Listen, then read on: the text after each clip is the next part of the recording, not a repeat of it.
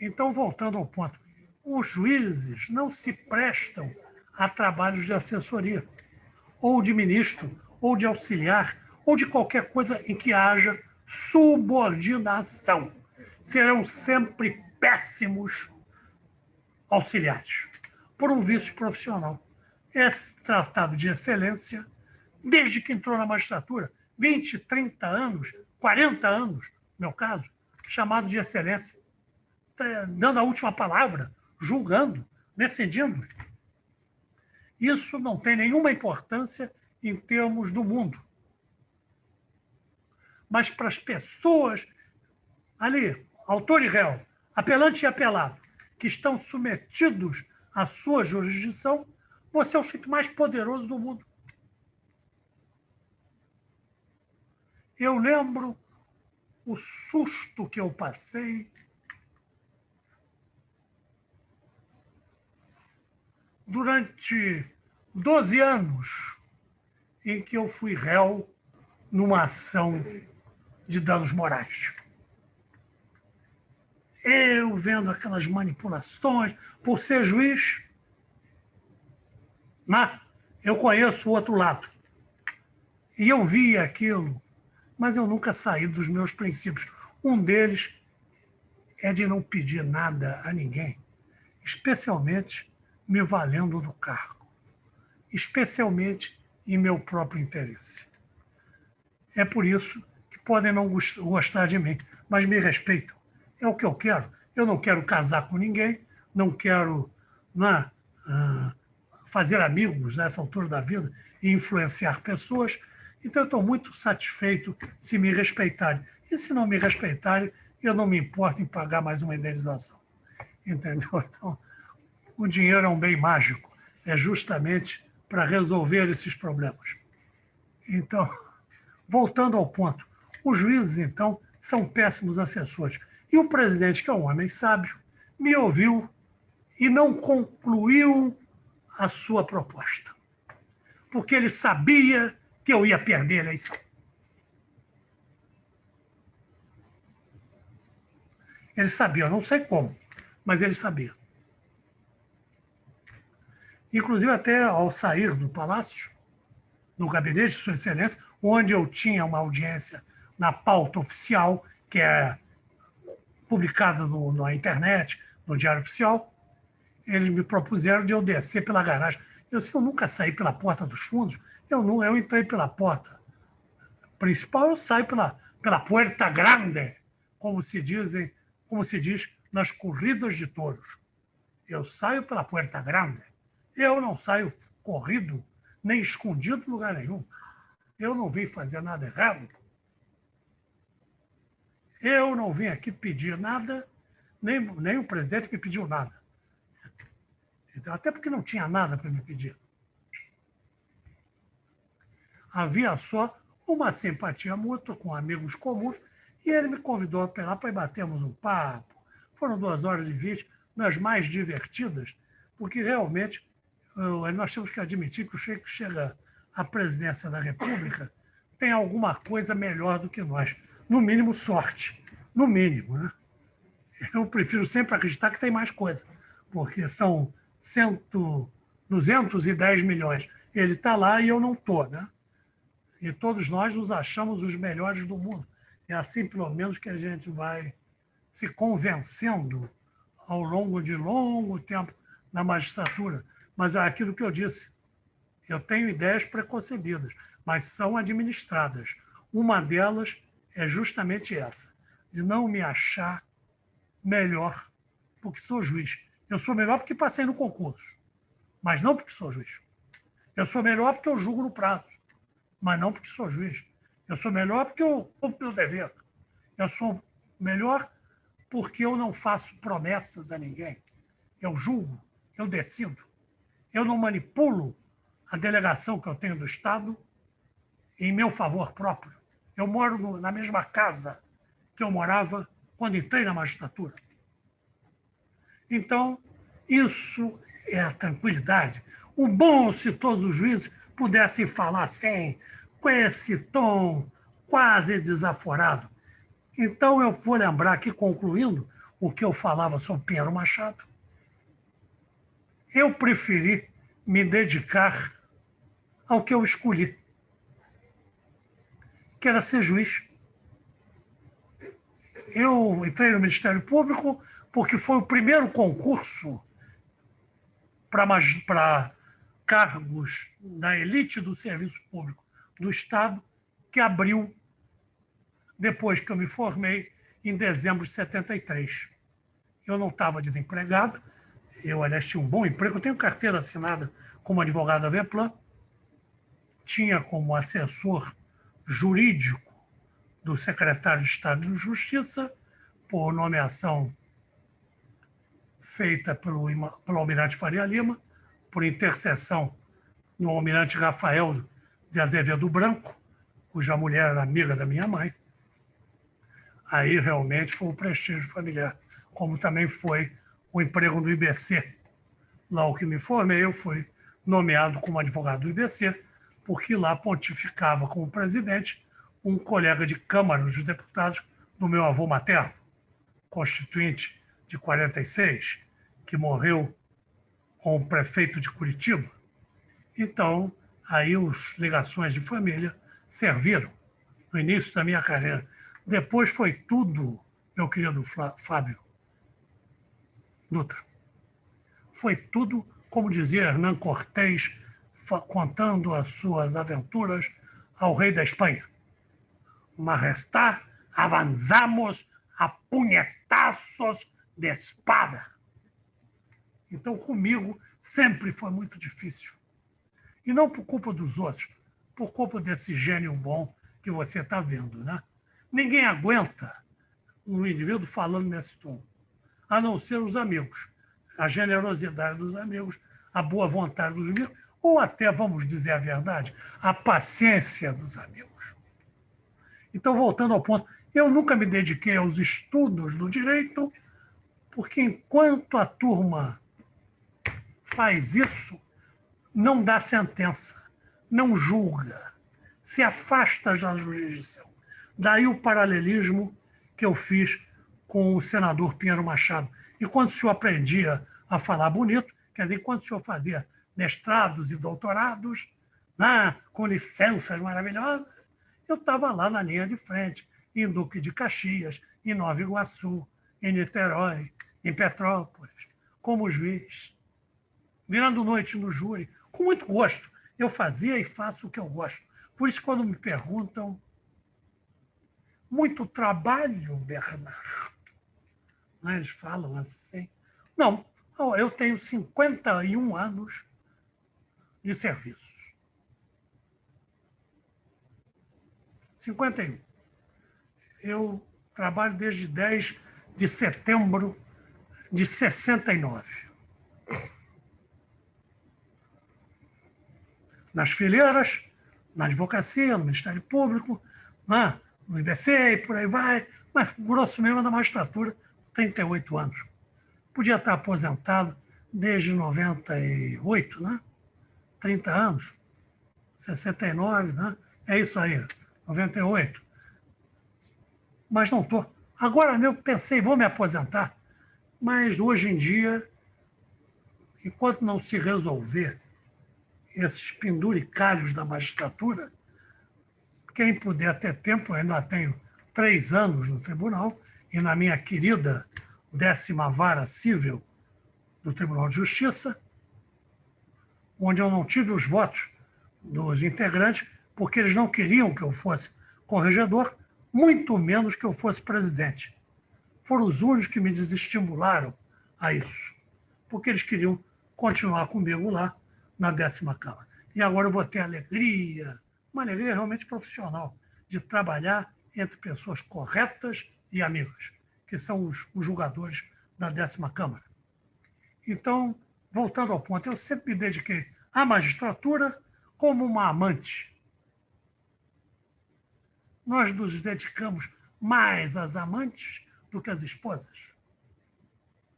Então, eu me dediquei sempre à magistratura como uma amante argentina, que se não tiver atenção, ela arranja outro.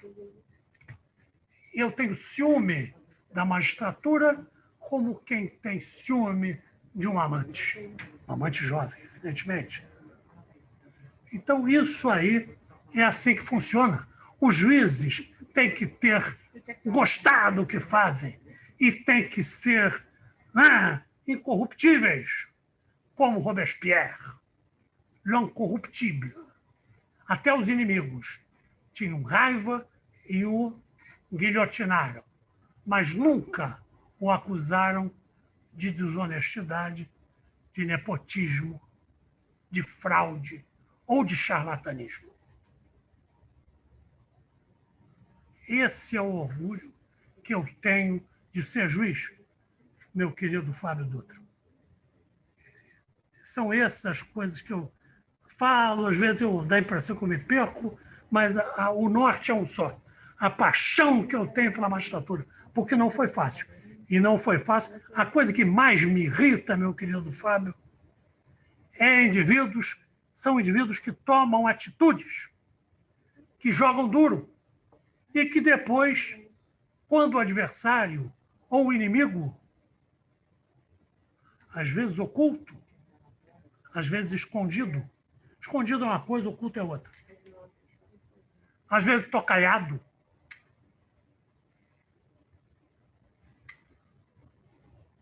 o ataca, o vence até, eles dizem que foram perseguidos. Eu não posso dizer isso, não. Eu sempre fui assim. Nunca ninguém me perseguiu. Nunca ninguém jogou sujo comigo. Eles jogaram com as armas que eles têm. E eu os conheço. E eu os conheço bem. Muito bem. Por isso eles me temem. Agora, é muito triste o indivíduo que toma atitudes e depois, quando leva o troco do inimigo, fica choramingando. Isso é coisa de fresco. Entendeu? Eu não sou desse tipo. Política não pode ser feita com o fígado. Não se pode ter raiva de ninguém. Eu não posso desejar mal a quem venceu a eleição, me venceu na votação. Porque aí eu estaria desejando mal ao tribunal, à magistratura, que há pouco eu me referi como uma amante argentina, que nos tira tudo e que só nos traz o orgulho de ela nos pertencer e de nós pertencermos a ela. Essa é a grande graça de ser juiz. Quem não enxergar isso assim vai ser apenas um Barnabé togado, um cumpridor de ordens, um temente aos mandarins. Eu cito muito mandarim, que mandarim não é do chinês, é a influência portuguesa lá na China, dos missionários jesuítas. Eles levaram várias expressões que os japoneses, os chineses adotaram. Uma delas são os mandarins, que vem de mandão, os que mandam. Então, isso foi adotado na língua chinesa, uma língua que tem 8.000 anos, uma civilização de 8.000 anos. Os jesuítas, o Ocidente, tem uma civilização judaico-cristã que tem, no máximo, 5.871 anos, se nós formos contar pelo calendário judeu. Então, os chineses têm 8.000. Então, nós temos que prestar atenção na força da influência portuguesa, judaico-cristã, dos jesuítas, na civilização dos continentes, no plural. Então, esse é o panorama, meu bom presidente Fábio Dutra, que você me deixou traçar. Na prática, é um panorama da minha conduta como juiz. É lógico que a minha visão é muito difícil a pessoa não se considerar o mocinho do filme. Mas eu me policio, porque é muito importante a autoironia, o senso de ridículo. Daí a minha admiração, por exemplo, por grande orador, tribuno inglês, Winston Churchill, cujas tiradas são próprias de um homem superior. Então, era uma inteligência aliada a uma cultura humanística fora do comum. E é um atrevimento próprio dos homens que bebem, que são adeptos do álcool.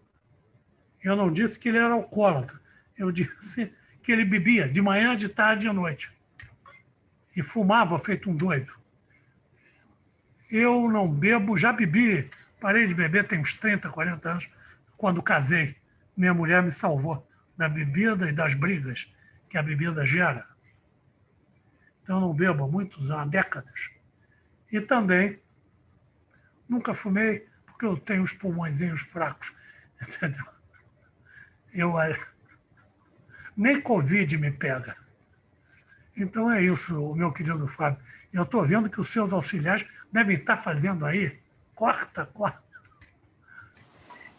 Eu não estou nem preocupado com os auxiliares, porque eu não os vejo, entende? Então, eu abri a tela, eu só o vejo e estou aqui ponderando a questão do juiz que não se adapta a exercer nenhuma atividade. Nós temos um exemplo aí do juiz que alcançou uma projeção mundial, que foi o Sérgio Moro, que foi convidado para ser ministro justamente desse governo e acabou não conseguindo ficar muito tempo no cargo.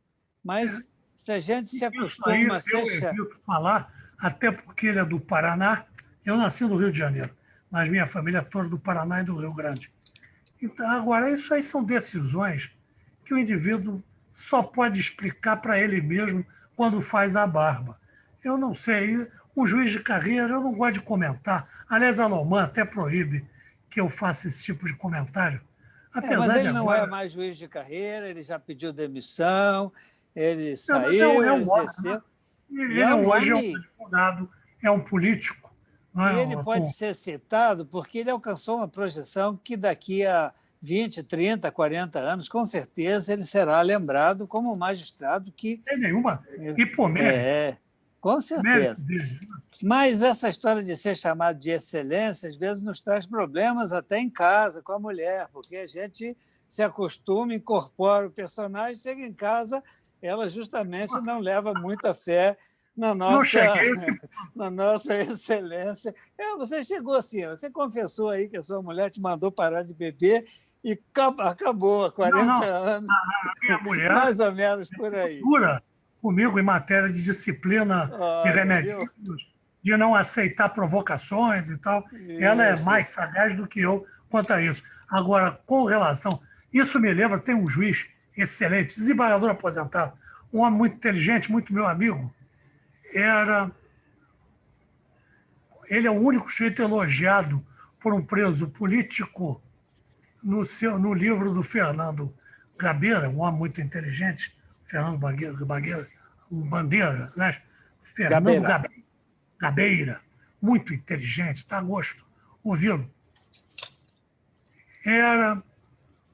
O doutor Maurício Lynch, Maurício da Silva Lynch. Ele é muito divertido. Um preparador mineiro, um mineiro daqueles de anedota. O meu sogro era assim, muito inteligente, muito falante, aquela conversa de mineiro, né?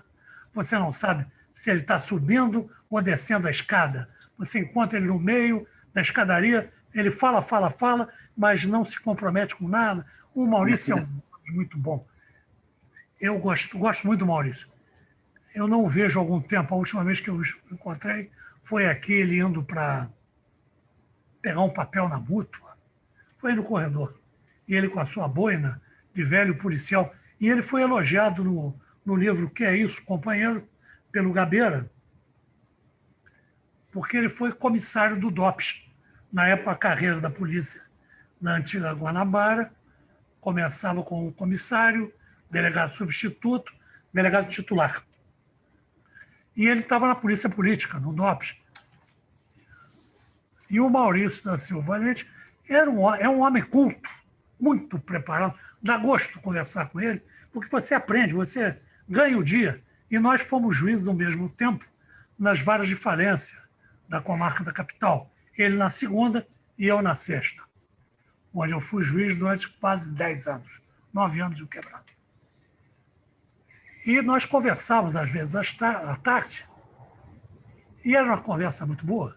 E o Maurício me dizia, o seu Garcês, ele era assim, folclórico, né? Ele dizia, você deve tomar cuidado, aí que vamos lembrar do Pinheiro Machado. Você ainda vai encontrar o Manso de Castro. Manso de Castro foi o assassino que apunhalou o senador Pinheiro Machado. Então ele falava isso gozativamente, né? E ele também dizia que não se aposentava porque o tribunal era o único lugar onde o tratavam com respeito. Inclusive o chamavam de excelência. Quer dizer, que beleza de juiz. Que homem É. inteligente. Autogozação é a manifestação concreta da inteligência.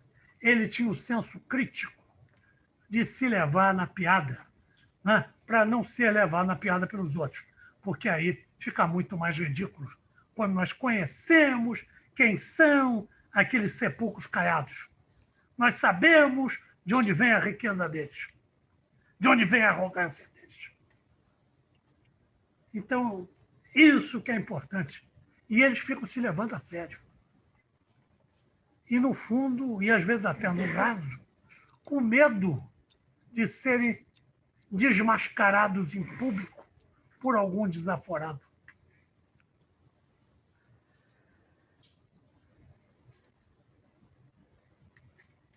Então, os juízes têm essa falha na formação, porque o tempo vai transformando os juízes. Então, eles não. Alguns até que declinam para uma atividade criminosa,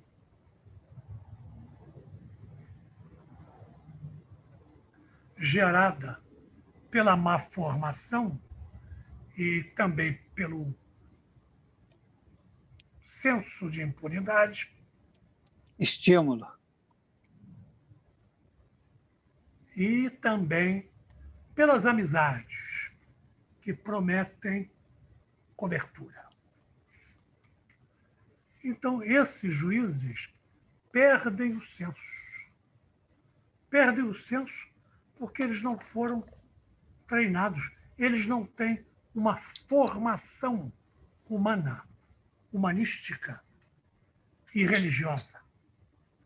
Porque gostem ou não, a formação religiosa, aceitar a existência da providência, do divino, é importantíssimo freio inibitório. Eu não levo a sério indivíduos que se dizem ateus ou afastados da divindade. Eles não precisam ter os deuses aceitos. Podem ser até os deuses da fé africana, que alguns tratam com desprezo. Eu trato com o mesmo respeito que eu trato os deuses nórdicos. O Wotan, Odin, seu filho Thor, e por aí vai. Então nós temos os deuses africanos no mesmo patamar. Ogum, Yansan, e por aí vai. Então é isso. Eu prefiro ficar com o Deus de Israel, que é da minha formação. Mas eu também fui formado na tolerância com as demais fés. É isso que eu falo. Falta a formação. Esses homens não têm formação. Eles não têm características na personalidade. Nem boas nem más. Eles aderem como líquido à garrafa, ao vaso que os contém. Então, eles servem a vários senhores sem nem saber disso, porque a vaidade é a grande aliada do demônio e faz o homem se tornar cego aos riscos, cego a possibilidade de ser pego. E muitos que foram pegos aqui podem ser até que escapem, mas eles foram pegos. Eles sofrerão a punição, que é o desprezo dos vizinhos, dos parentes, dos iguais. Essa é a pior coisa que pode acontecer. É pior do que a cadeia. Aliás, o Supremo Tribunal Federal, numa atitude das mais sagazes do ministro Toffoli, soube controlar os ataques que a Suprema Corte estava sofrendo através da criação, da instalação de uma sessão especial de justiça, entregue ao ministro Moraes. Ali se reestabeleceu a autoridade do Supremo, porque só há autoridade com medo.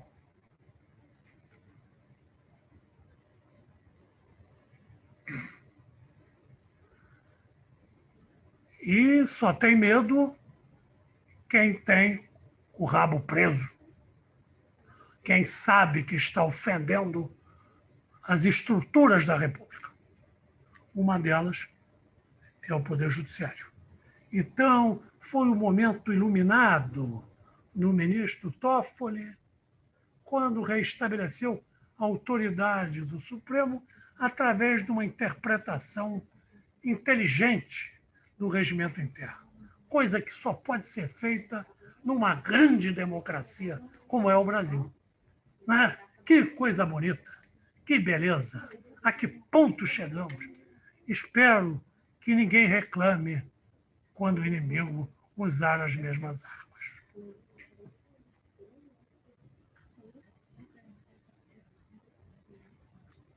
Pois é, pois é.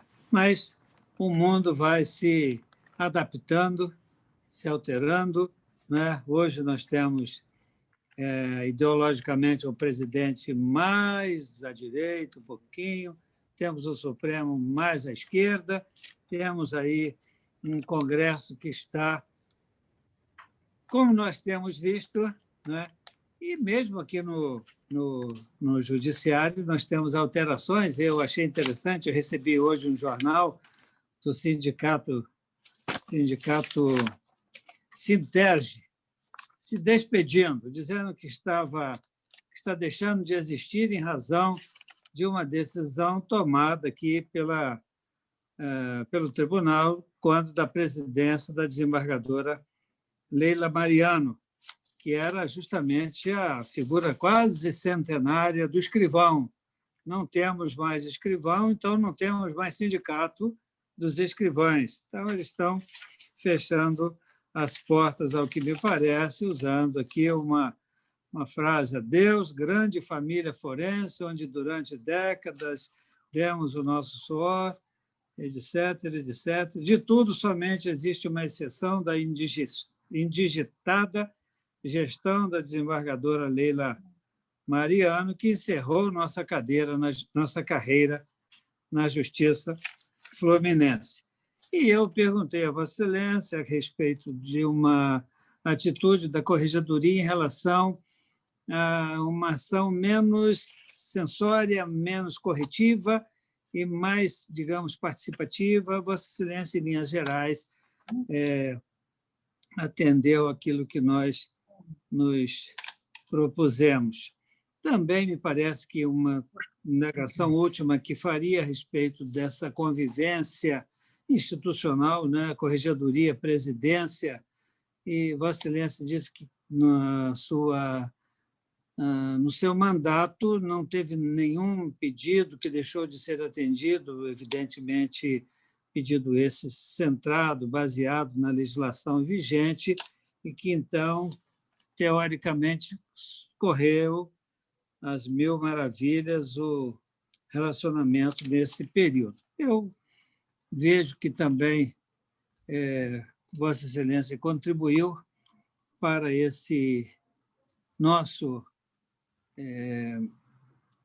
para o alvo do nosso trabalho, né, que são os associados do IMB, e me lembro aqui de uma citação que todos querem alcançar postos muito relevantes, né? Aliás, o Paulo Maluf dizia que todo padre quer ser papa, né? Não sei se é originária uma frase original dele ou se ele copiou de alguém, mas todo padre quer ser papa, todo juiz quer ser ministro, todo, né? Se a gente tivesse os votos, a gente estaria lá na cadeira do presidente, estaria na cadeira do corregedor, estaria na cadeira da escola da magistratura, da presidência, assim por diante. Vossa Excelência esteve numa campanha difícil, já fez uma alusão a ela, que eu tomo suas palavras como fruto da ira dos titãs, né? Foi uma concorrência bastante acirrada, foi uma eleição diferente, porque todos os juízes habilitados a votar, todos os magistrados, todos os desembargadores habilitados a votar, estiveram presentes, os 170 magistrados. Vossa Excelência antes disse que teria declarado que não iria concorrer, mudou de ideia, concorreu, submeteu seu nome, e que política não se faz com fígados, política se faz com análise de possibilidades, com a luta, com a inteligência, e às vezes a gente ganha, às vezes a gente perde, e a gente tem de analisar e decidir se vai a novos confrontos ou se a gente se acomoda a um determinado status. Eu agradeço a sua participação nesta nossa entrevista e deixaria ao seu critério as considerações finais para os associados do IMB e para eventuais interessados que acessarem o nosso site, onde será disponibilizado após o trabalho de edição que deverá ser feito. Reiterando os meus agradecimentos, gostaria de ouvi-lo em sua fala final. Ô, Fábio, eu já falei até demais, né? Eu falo muito, mas sem dúvida nenhuma, eu agradeço ao IMB, no qual eu sou sócio desde que entrei na magistratura, né? Já tive alguns amigos como presidente do IMB, o último é você, e agradecer a você me permitir contar e esclarecer algumas atividades da corregedoria que foram esquecidas até por um motivo. Eu não dou entrevistas. Eu sempre brinco com as pessoas, eu não sou um bom propagandista das minhas realizações, né? E também eu sou avesso, até por dever legal, a divulgar os atos da corregedoria, exceto aqueles que a lei determina a publicidade.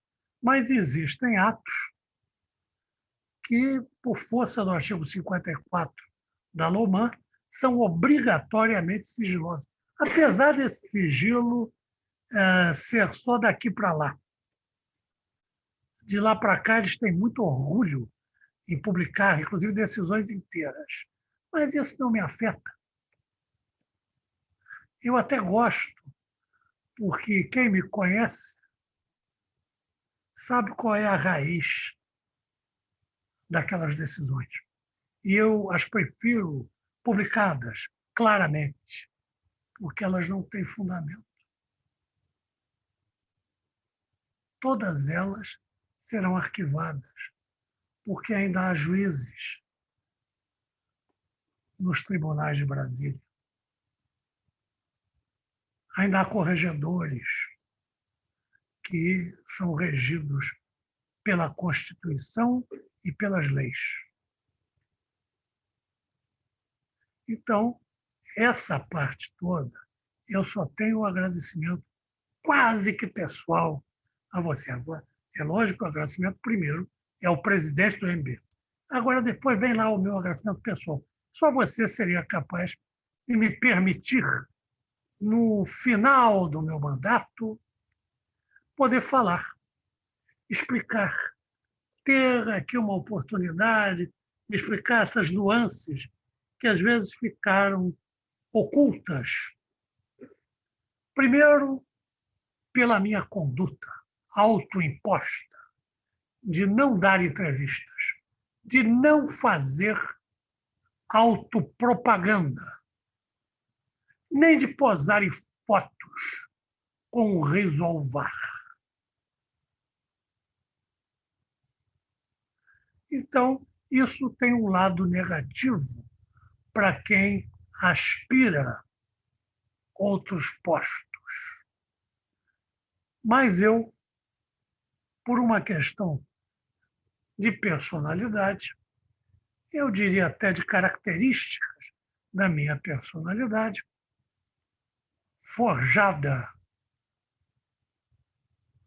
na severidade, primeiro comigo, depois com os demais, aprendi a não fazer a autolouvação, a cumprir as leis, e que às vezes nos obrigam a manter o silêncio do que fazemos.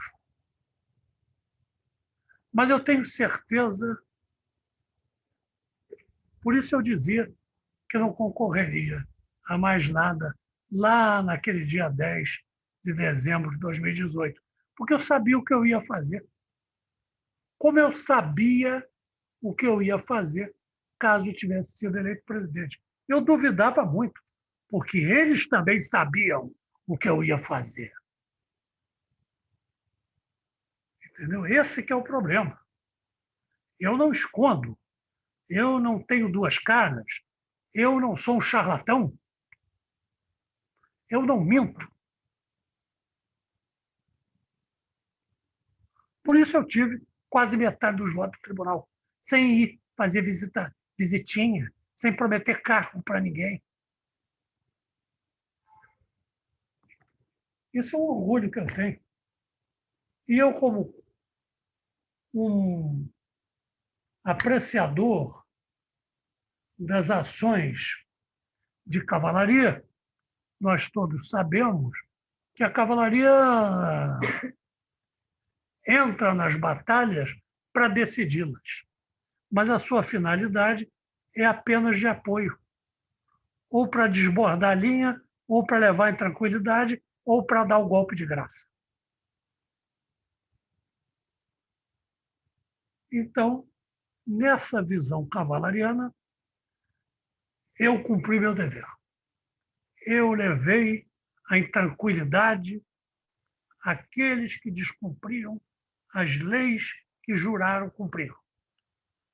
E agora, eles que cobrem de quem de direito a proteção que eles acreditavam ter. E que Deus os proteja. Né?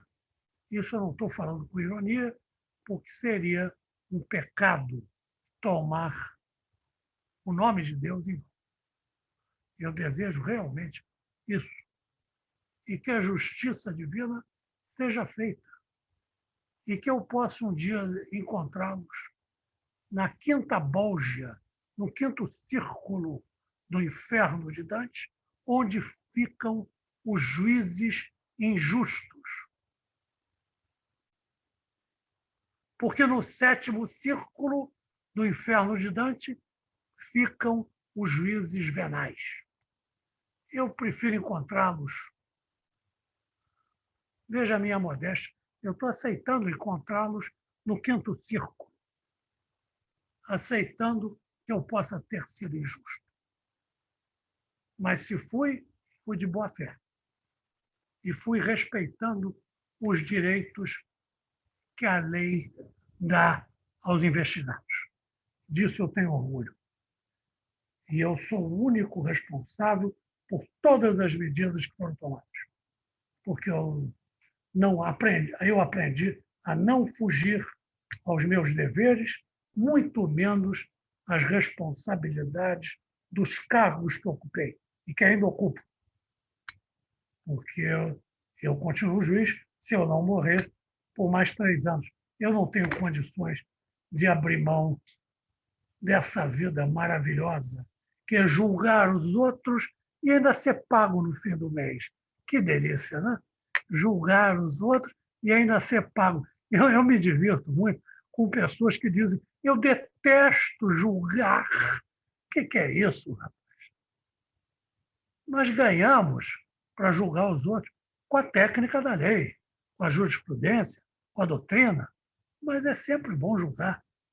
E julgar com senso e de uma maneira clara que qualquer um possa entender porque ganhou ou porque perdeu, sem linguajar bizantino, sem linguajar rebuscado de quem não fez um bom ginásio. Porque para escrever bem tem que ler muito e ler bons autores, né? Eu recomendo sempre Eça de Queiroz e Machado de Assis. E o Graciliano Ramos, comunista, mas um grande escritor. Uma beleza. Muito obrigado, meu querido Fábio Dutra. Muito obrigado aí ao Estudo Magistrados por essa oportunidade. Talvez seja a última vez que eu fale para alguém na magistratura.